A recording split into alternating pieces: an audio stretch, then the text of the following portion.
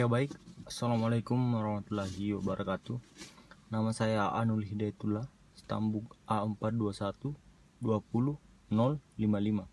Ya, saya dari kelas E PJKR, Fakultas Universitas Tadulako, Fakultas Ilmu Keguruan, Prodi Pendidikan Jasmani, Kesehatan dan Rekreasi. Ya, di sini saya akan menjelaskan tentang makhluk hidup dan ekosistem alami. Ya, kita masuk di populasi adalah sekelompok makhluk hidup dengan spesies yang sama, yang hidup di suatu wilayah yang sama dalam kurun waktu yang sama pula.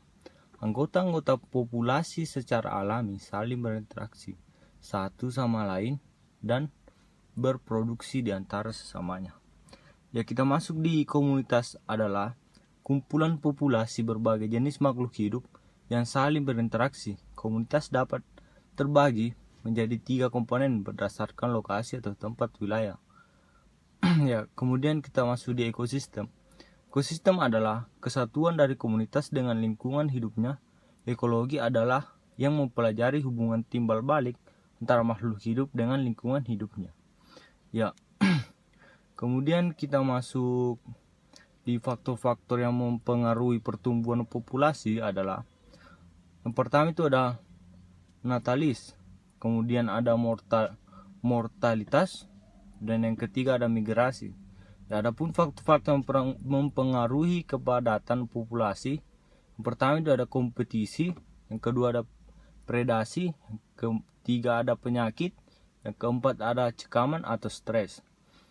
Ya, kita masuk di interaksi itu dapat bermacam-macam. Yang pertama ada netral.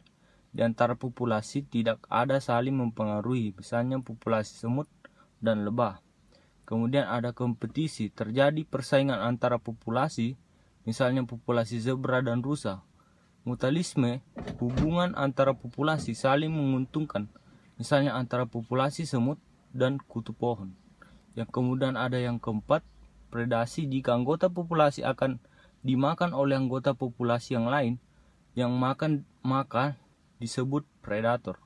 Ya, kemudian ada paratisme, yang kalau salah satu populasi jadi parasit dari populasi yang lain, misalnya antara pohon dengan benalu. Ya, yang keenam itu ada komenalisme, interaksi antara populasi di mana yang satu untung yang lain tidak rugi, misalnya antara pohon dengan anggrek. Komunitas dapat terbagi menjadi 3 komponen. Yang pertama itu berdasarkan lokasi atau tempat wilayah atau tempat sebuah komunitas dapat dilihat sebagai tempat di mana sekumpulan orang mempunyai sesuatu yang secara geografis. Kedua itu berdasarkan minat. Yang ketiga ada berdasarkan komuni. Komuni dapat berarti ide dasar yang dapat mendukung komunitas itu sendiri.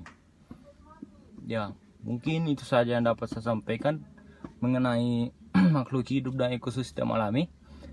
Kurang lebihnya mohon dimaafkan. Wabillahi taufiq wal hidayah. Wassalamualaikum warahmatullahi wabarakatuh.